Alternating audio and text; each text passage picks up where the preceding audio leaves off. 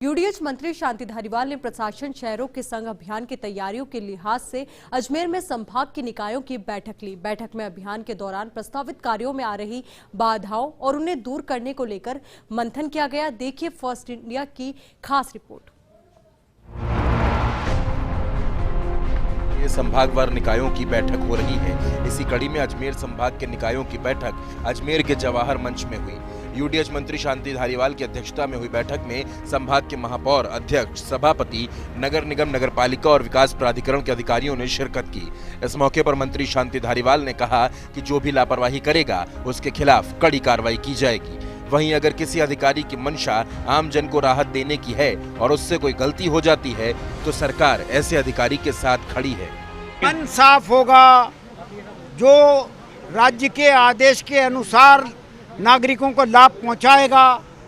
लाभ पहुंचाने में अगर मान लीजिए किसी भी प्रकार की कोई रुकावट आती है तो वो अधिकारियों से बड़े अधिकारियों से जो है अपनी की गाइडेंस लेगा, तो फिर उसको डरने की कहीं कोई जरूरत नहीं है।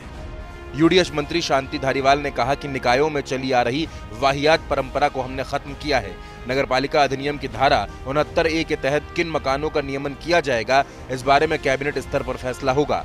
इस मामले में बाकायदा एक कट ऑफ डेट निर्धारित की जाएगी। ऐसा ही प्रावधान नगर सुधार न्यास अधिनियम में भी डाला जाएगा। विधानसभा के आगामी सत्र में इस बारे में विधेयक लाया जाएगा।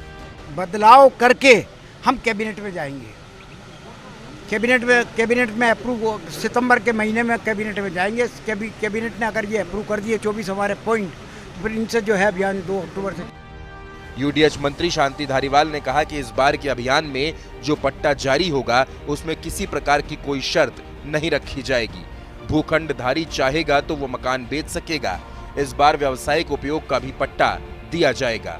नीचे अगर दुकान चल रही है तो दुकान का भी पट्टा मिलेगा और ऊपर अगर मकान है तो उसका भी पट्टा मिलेगा। 12 और 13 में किसी भी कॉमर्शियल प्रॉपर्टी को पट्टा नहीं दिया गया था, याद है आपको? लेकिन इस बार कॉमर्शियल प्रॉपर्टी का भी पट्टा देंगे।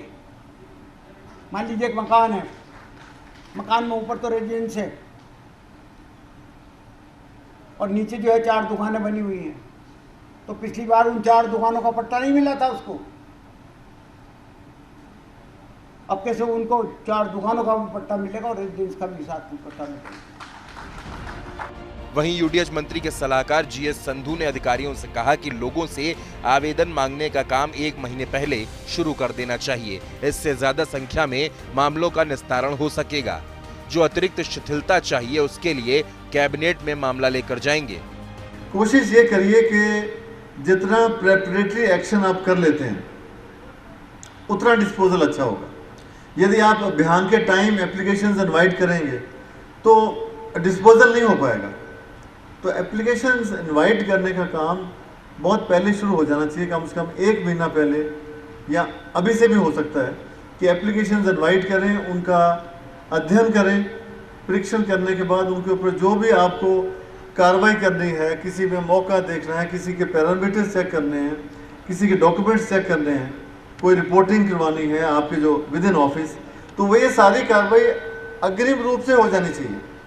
अगर ये अग्रिम कर लेते हैं आप तो अभियान के टाइम, चाहे वो पट्टों की संख्या हो, चाहे वो दूसरे जो म्यूटेशंस हैं या नाम हस्तांतरण है, सब डिविजन्स हैं, रिकंस्टिट्यूशन वगैरह वगैरह के जो भी और काम है, उन सब का एक अच्छा डिस्पोजल आप दे पाएंगे।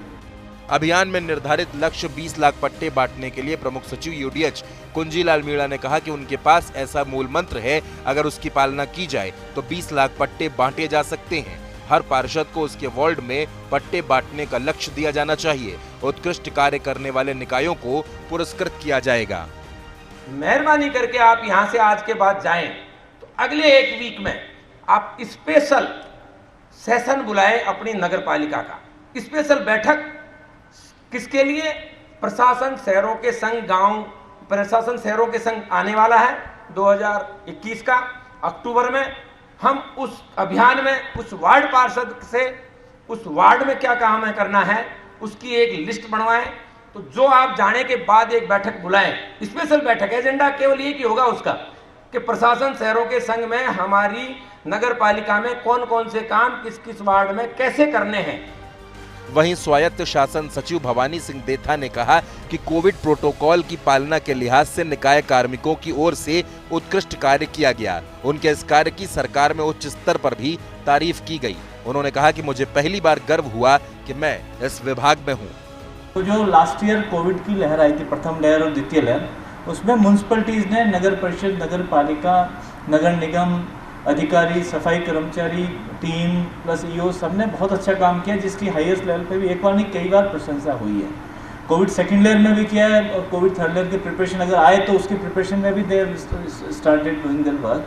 तो इनकी जो कार्य करने की क्षमता है, कार्य करने की जो शैली है, जो इनकी हिम्मत है, वो कतई किसी से कम नहीं है।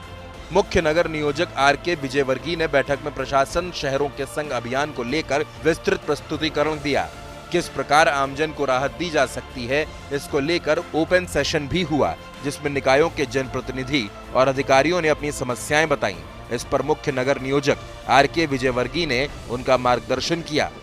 अभिषेक Shrivastava, First India News, Jaipur.